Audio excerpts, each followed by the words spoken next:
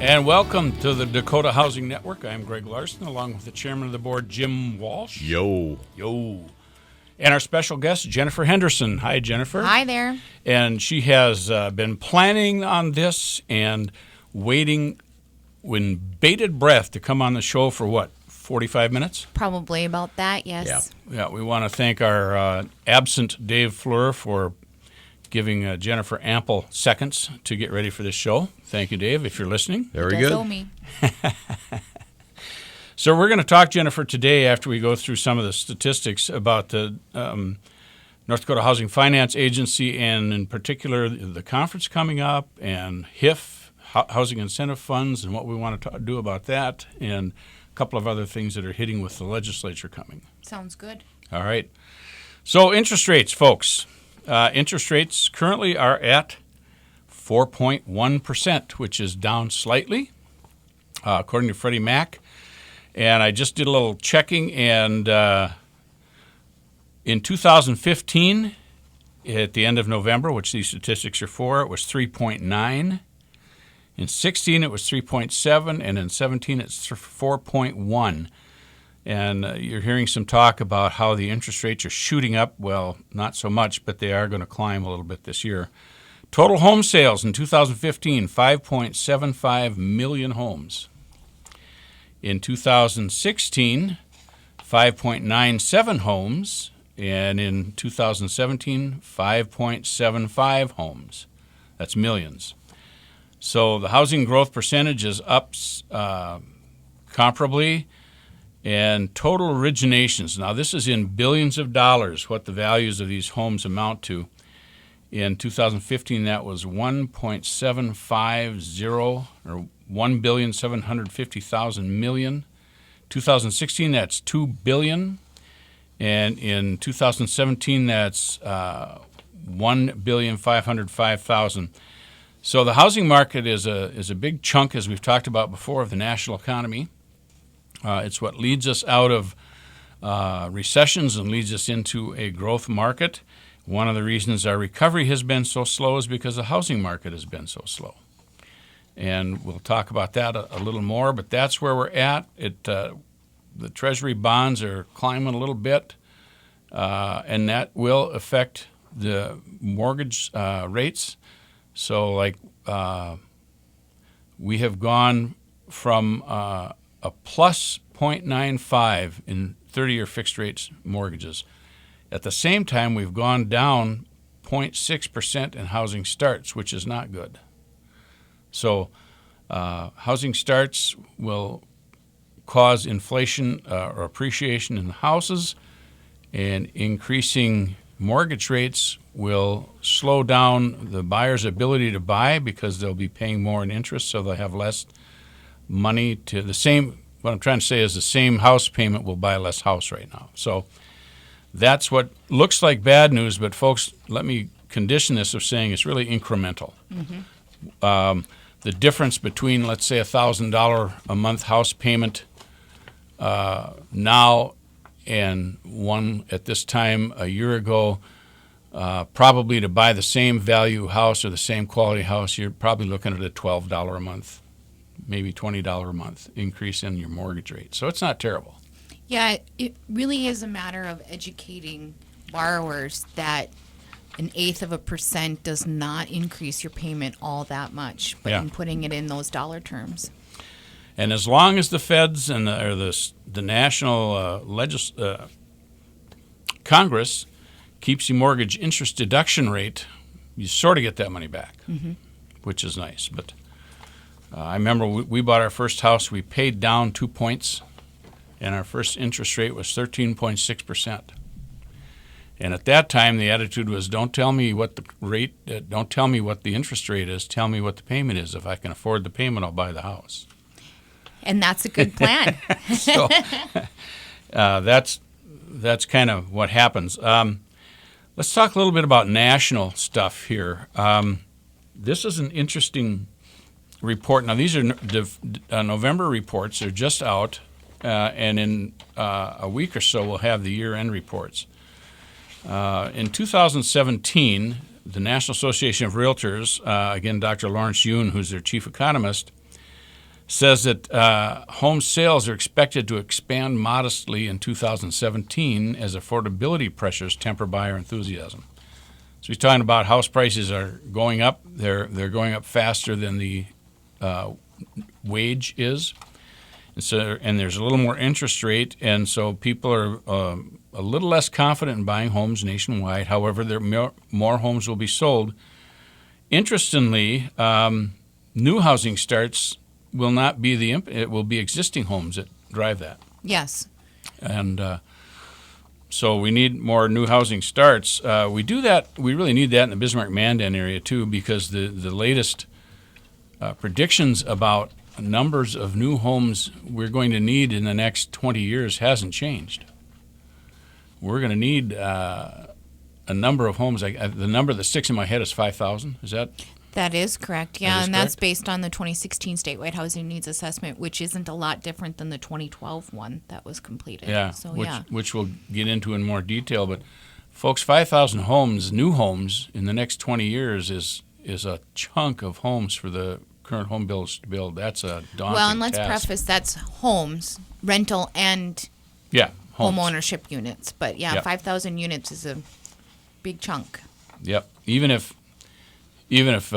just 3,000 of those are new homes, that's still a lot of new homes. Absolutely. So, and it takes, 3 years to turn raw land into buildable space. So, yeah, that was the number, 3,200 single-family homes. Okay. Yep. Man, in the next through 2029. I may be old, folks, and I forget where my socks are, but I remembered that. I don't know how that works. I'm impressed as well. Okay, well, these are the statistics. We're just about at a break, so I'm going to just throw a couple more at you, and we can go from there. Pending home sales. Now, this is a measurement that the National Association of Realtors uses. These are homes, folks, that are under contract but haven't closed, so it's a good, stable indicator. And those things have backed off in November. Pending home sales are declined 2.5%, which is not a huge number, but it does, again, throw back to what borrowing costs are doing. Folks are just kind of waiting to see. And some of this is also an election year. Every time there's an election, a presidential election, home sales tend to back off mid-October through November. So we're seeing that, too. Waiting to see what the new administration is going to do. Waiting to see what's going to happen, who it's going to be, if they're going to have to move to Canada. So we'll take a break, and we'll be right back. And this is George Harrison, I believe, isn't it? Yeah, All Things Must Pass was top of the charts right around this time of year, 1970. Okay. Right now, 23. Live news headlines and weather together. Weekdays on Super Talk 1270.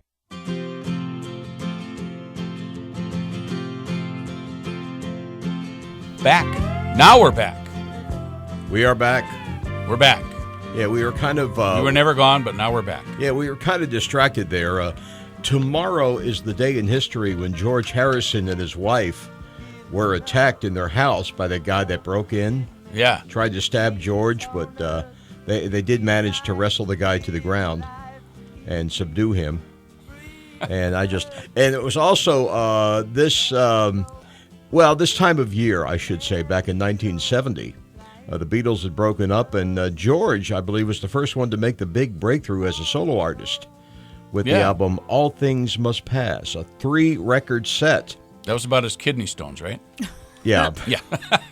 Okay, sorry, cheap joke. Everybody said, why 3 records? Well, I mean, George had all these creative ideas that he'd been sitting on for all these years, working under the shadow of John and Paul. Okay. Well, he sure showed he had something. Oh, absolutely. I just saw a thing that said he was one of the top 20 rock guitarists of all time. And you don't think about him, but when you think about it, he played the sitar, he played the guitar, he played a bunch of instruments. Well, he had some great solos. Yeah. The solo on Something in the Way, that's an amazing solo. Yeah. Well, back to housing. Folks, George Harrison had one because somebody broke into it. That's right, in Oxfordshire. Oxfordshire. All right. So we were talking, Jennifer, about national statistics. I'm going to just finish with this one real quick. We talked about home sales, pending home sales being off in November. But in that same time, excuse me, existing home sales were up 1%, which means that new housing starts took the beating, and we talked about that, and it makes sense, and actually it's probably healthy that existing homes are selling more than new homes because there's a better inventory of those. Right. And we talked about what some of the buyers' expectations are and how they've changed with existing homes. Yeah, it's quite interesting because buyer expectations, they want everything upgraded and completed before you buy, and so that's challenging for the existing home market. Yeah, but they don't want to pay for it. No. They just expect it to be done. And we have some of that around here, but a lot of that is educating them with what they're looking to buy, and maybe we should put a little responsibility on realtors on when they're working with these clients, helping them understand just what it is they should be looking at. Realistic expectations. Yeah, so blame us. It's always our fault.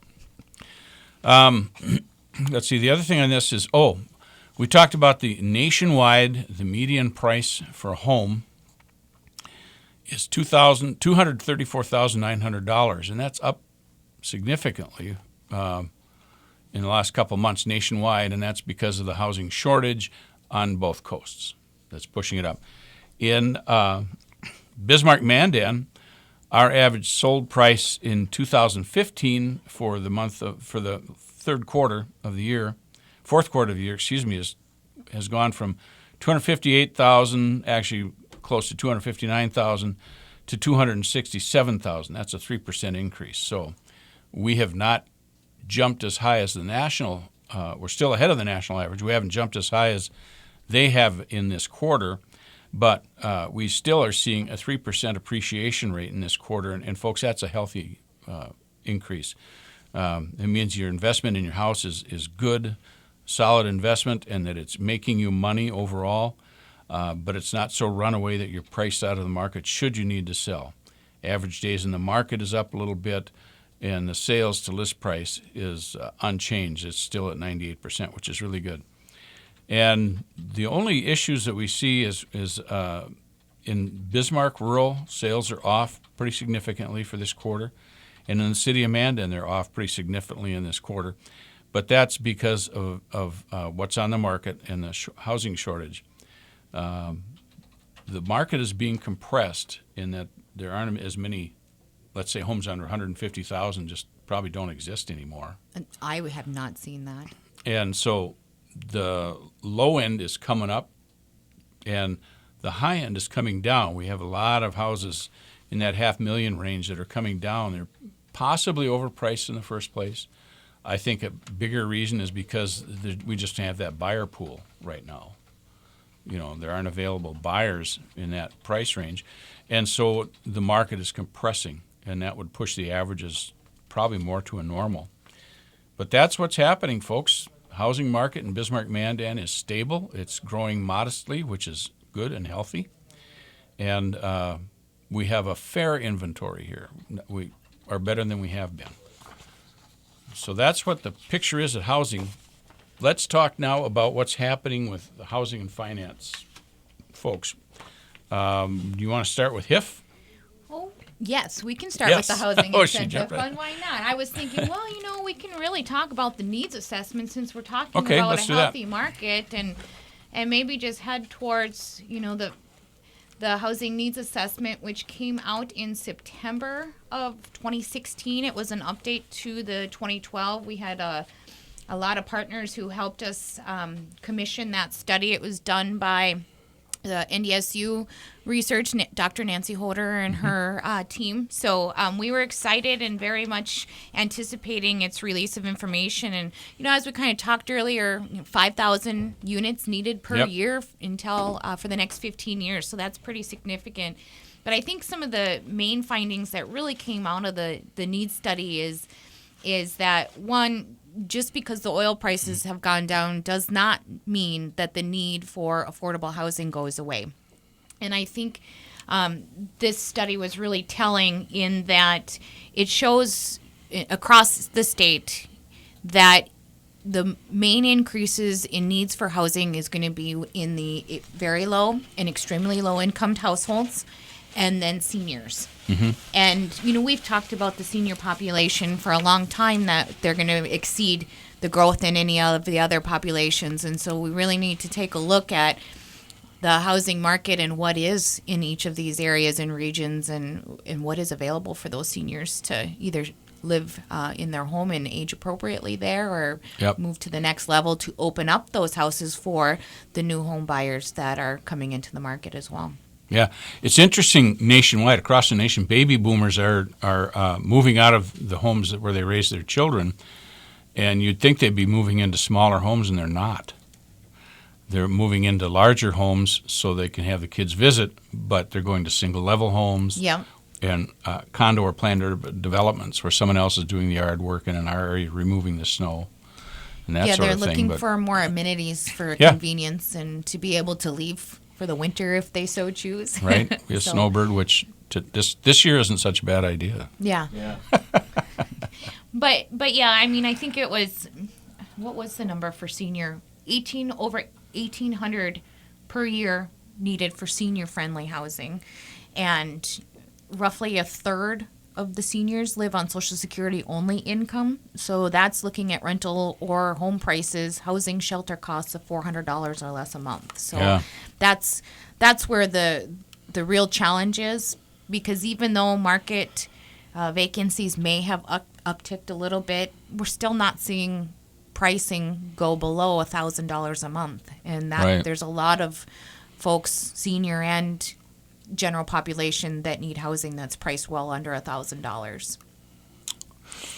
Yeah, no, that's a kind of a staggering statistic, especially if those folks don't have any housing equity in the house, if they haven't owned a home. If they have no equity in the home so they can make that transfer. That's right. That's going to be tough. Yeah, especially those seniors that need to move out of their current home because maybe it has far too many steps and it's just not senior friendly. To sell what they have and move to somewhere else with that is, slab on grade, no stairs. Are you finding in the market right now anything under $300,000 for that senior-friendly living? For what we're going to call a garden home, no. Yeah. No. And that's, if you're 40 or under, that's why you really need to get into a home so you can build that home equity. That's right. To make that move. That's the best investment. Your house is your biggest and probably your best investment for that. So then we also have the low income, the working poor, people who have a job but aren't making. Yeah, the needs assessment shows that 882 units a year need to be created that cost less than $500 a month. Now, are we talking statewide? Statewide. Okay. Yep, that is statewide. 882. Yeah, the biggest growth, of course, is in the Bismarck-Mandan region and then the Fargo, Moorhead region. So, yes, that's where the biggest population growth, urban centers. But okay. Yeah. Well, we'll come back to that and talk. That's kind of some sobering statistics. With that, it just emphasizes the need for housing and the big part it plays, and what a great tool the North Dakota Housing Agency is for this, Housing Finance Agency. It's really a valuable portion of what we do to find out what we need and how we can plan. So we're here to educate. There you are. You're the teachers. Right. And we're the learners. Okay, what are we doing? Who is... My sweet Lord. My sweet Lord. My sweet Lord. Right now, 23. News headlines and weather together. Live on Super Talk 1270.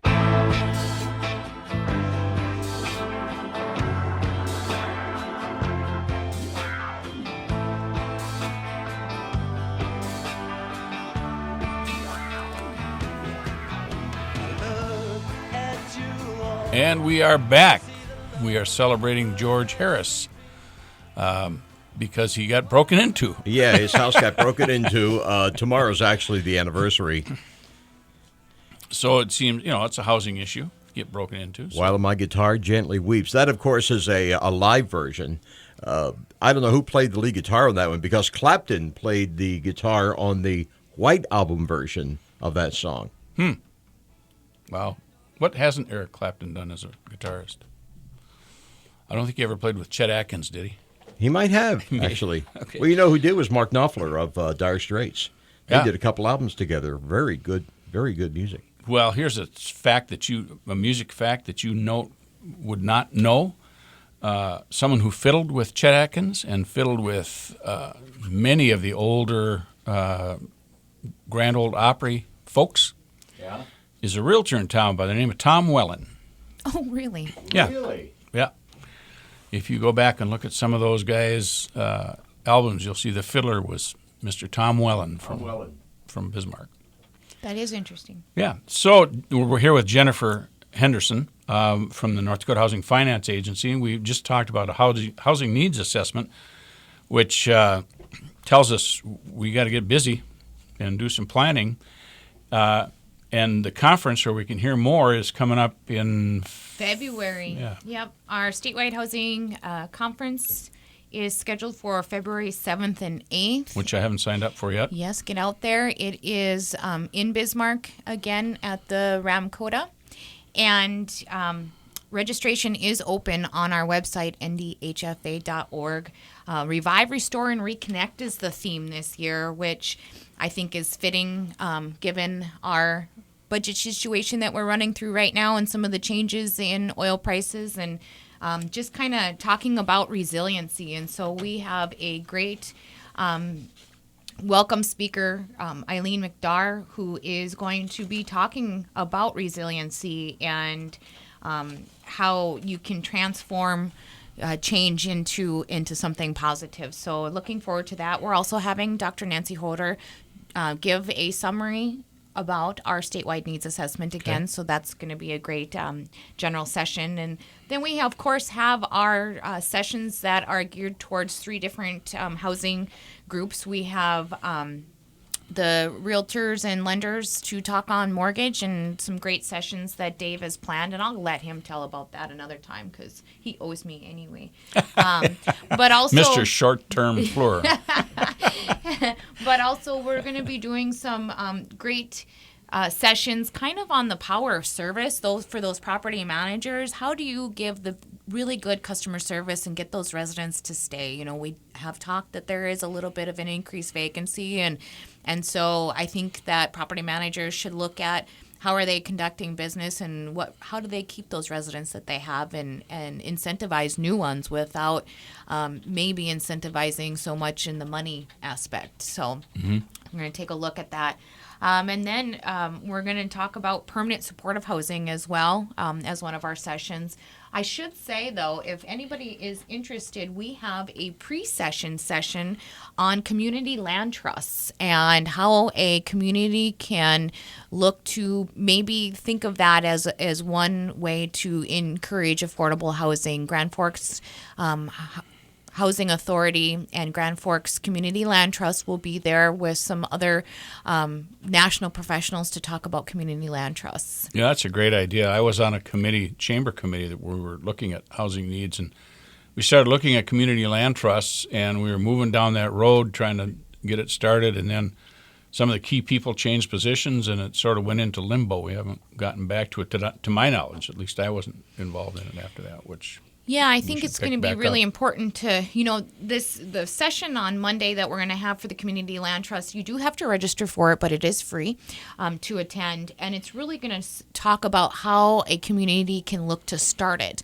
But then throughout our housing conference, we're going to look at how do you finance the homes that are built on a community land trust from a lender perspective and a realtor's perspective. So I think we're really covering the whole gamut of a community land trust. So in a nutshell, a community land trust is where the land is held by a nonprofit or by the community.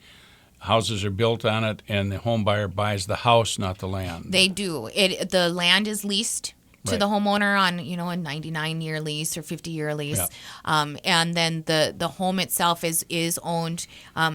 Many community land trusts They allow for the values of those homes to appreciate, but it is at a capped level of appreciation to keep the homes affordable in the future.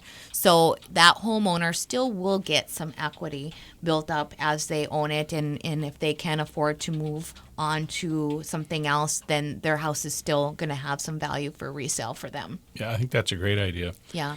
It's just a way to get folks in the lower income working folks with good credit, that are doing the right things, let them get into a home and earn some equity. So that's a good right. thing. Yeah.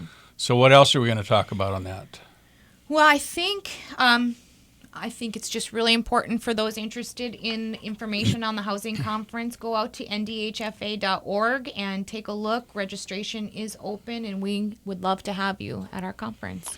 And folks, I've been to this for, I think, 5 or 6 years running, and it's, of course, I'm in the profession, but it's very good information. I just checked my calendar, and this year I have to miss it because I'll be in Washington, D.C. talking about housing rights. But I strongly suggest you go, and if you're a realtor and you're listening, you do get 8 hours, I believe, of CE on this. What is it this year? Yeah, let me take a look. That's right. You do get some continuing CEs. It is. It doesn't cover it all, but yes, Real Estate Commission and Board of Social Work examiners can have credits on some of the sessions. So yes. And the Real Estate Commission will establish that. But it seems to me it's always been 8 hours right there, so it's a good chunk of your required CE, and it's good information. It's good information, and it's a local conference, and it's a way to network with other housing professionals. Yeah, and you hear things that you don't normally think about as a realtor, which is good. Yeah. Okay, so now the elephant in the room. The Housing Incentive Fund. Yeah, there's quite an article out there.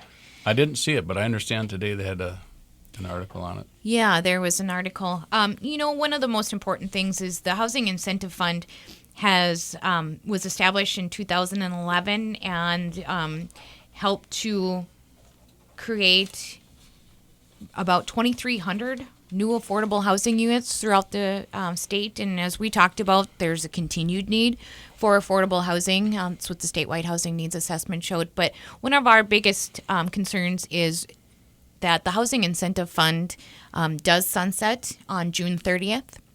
If there is any, we have committed all of our last biennium funds to projects that are currently in process of construction or some sort of process of their project. And so we've made those commitments.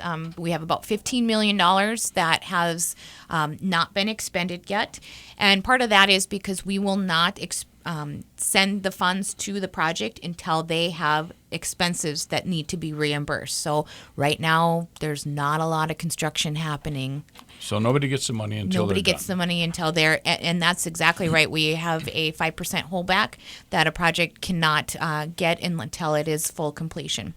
Okay. So, $15 million on June 30th, the program sunsets, and then by July 30th, we must expend all the funds. And so it's just extremely important that we look to continue the funds so we can honor our commitments, because that will have a pretty big effect on the projects that have been relying on the award that they competed for and received, and as well as the local banks who are financing the main construction of those projects. Okay, so let's talk about what the Housing Incentive Fund is, how it was started. I think we're on our third biennium. We are on our third biennium, yes, and it was started to help with the Western communities and the lack of housing that was available for essential service workers.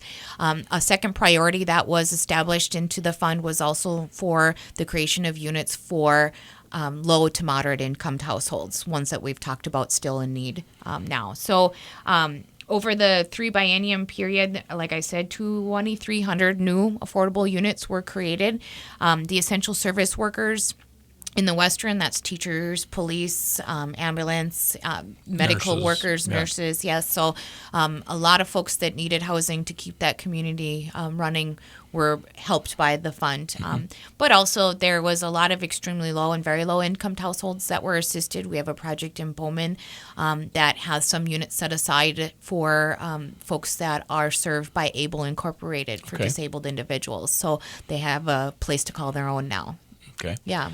So the Housing Incentive Fund was started.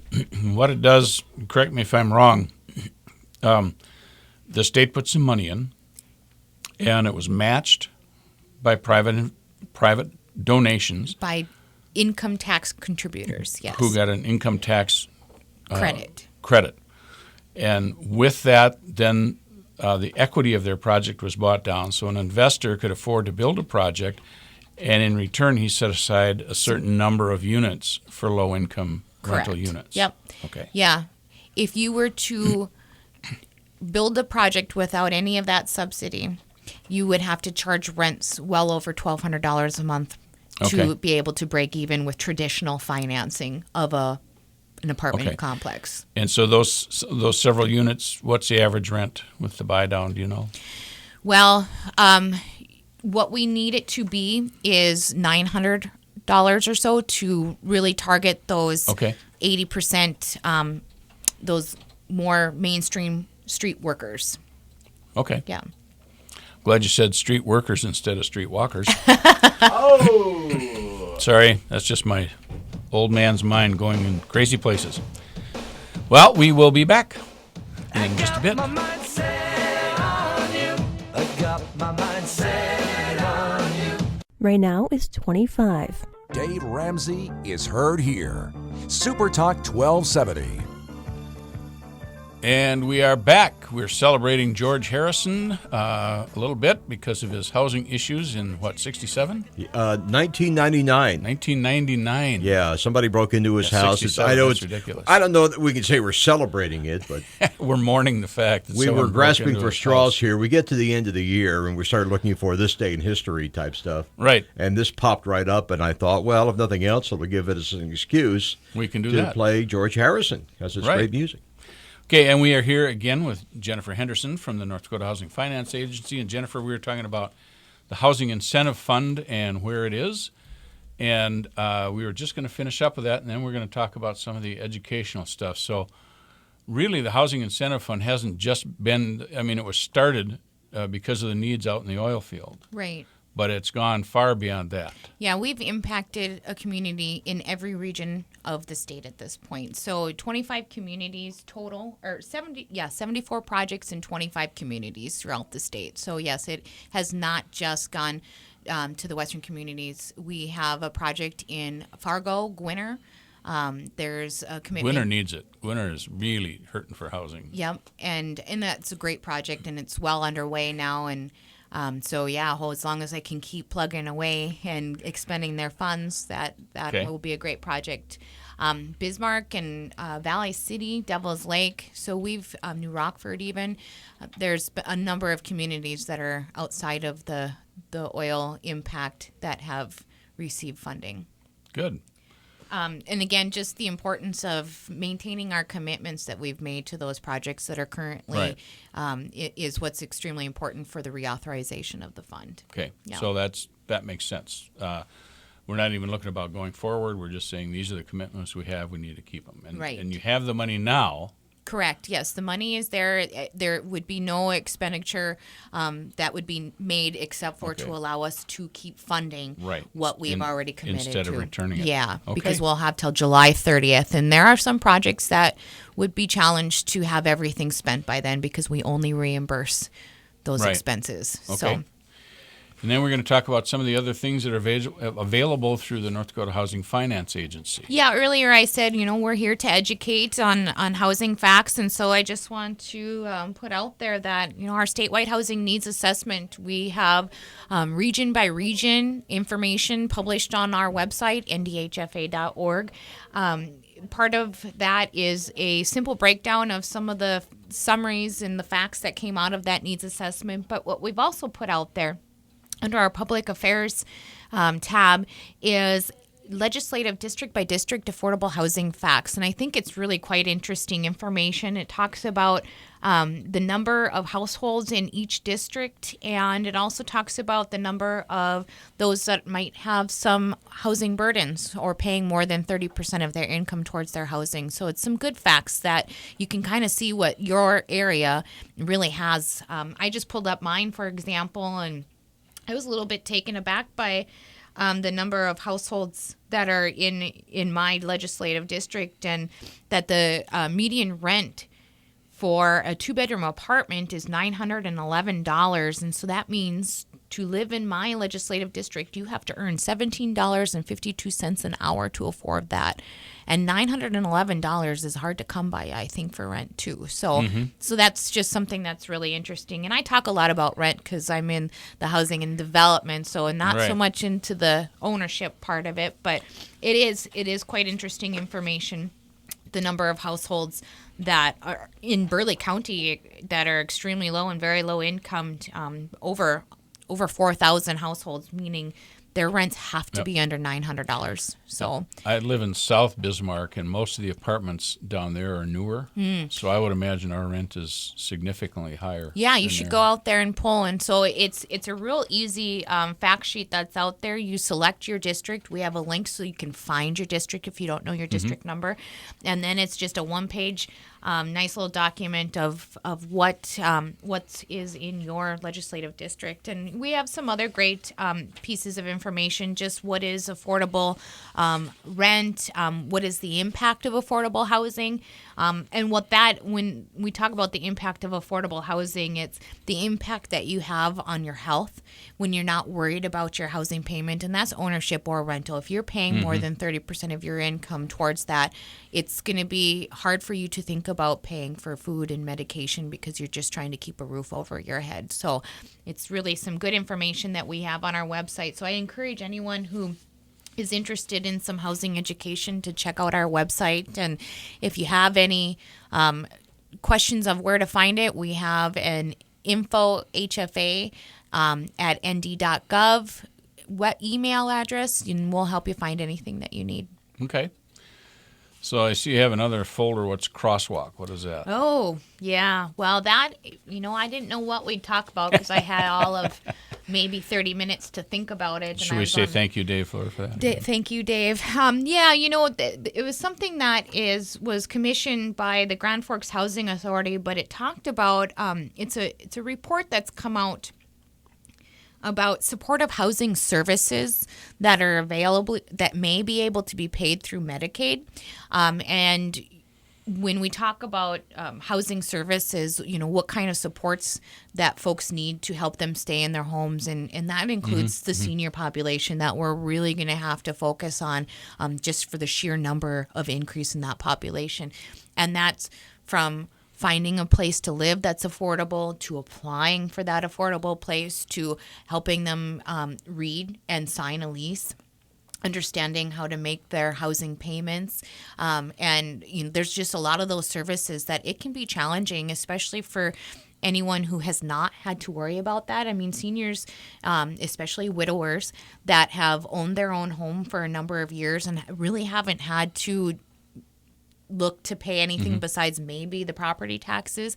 There's a lot to learn when it comes to moving to that next level if you need to go into a different housing setting. So it was a really interesting thing of what kinds of services that may be provided with sources of funds that are somewhat available, and how can we get those services to people to help them stay in their home or to move to something else that's more affordable and appropriate for them to live in. So that was that report that I had out. I didn't know if we'd have a chance to talk about it, though. Well, before I was a realtor, I was a contractor, and I got involved with doing a lot of renovation and remodel. And one of the things that we kind of specialized in was converting a home to handicap accessibility, and that's not easy, and it's expensive because we have to change doorways and widen hallways and access to the house, those 4 steps up that most houses have when they're built. They're really difficult to negotiate to make it handicap accessible. So Yeah, and we find we actually have a grant program that does provide some accessibility grant monies to households that are of pretty low income, and a ramp can cost upwards of $5,000 to add, and just depending on how that house is positioned, it could need a very large ramp to get over 4 steps, and so that's something that when you're looking at that next place, to always think about visibility and accessibility that are already there, because you want to age in place. And I think that's something that people forget is how accessible is this house, and if something happened and you had to live on one floor, do you have everything you need? And that's something that I don't have in my house at this time, and I think about that often now that I'm in the line of work that I'm in. Yep. Well, because of that, when we designed our house, we designed it to be handicap accessible. So all of our doors are 3 feet wide. I've got the 5-foot turnaround factor in the master bedroom and in the hallways, and the hallways are extra wide. And the hallway we have, one side doesn't have a door, so we could run a rail on it, and the kitchen's all set to drop the sink. And so we kind of thought about that stuff. Plus, we are a few steps up to the house, and it's all wired to put in an electric lift to lift it up to 3.5 feet. That's really great. You're in a minority of people who thinks about that. Yeah, who thinks about it. I wouldn't have if I hadn't been doing it at the time. Yeah, and that's why our statewide needs assessment showing that the population from 65 and older is going to be the largest increase is going to be a real challenge, because we need to figure out how to either keep them where they're at and help them stay, or do we have enough housing that is senior friendly going forward? Okay. Well, we have about a minute left. Is there anything you want to close with on this? Well, I think that anyone who's looking for more housing information or some great conversations, take a look at attending our statewide housing conference. You do not have to be in the housing industry to attend. We have many other folks that come just because they're interested in the topics. So take a look, ndhfa.org. Registration is open. Okay, thank you. And as we close, Jim, Happy New Year. Thank you. Same to you. Jennifer, Happy New Year. To you too. Thanks for having me. Be careful, folks. It's still icy out there. Yeah. If you're out and about, please be careful. Stay warm, and we'll see you next year.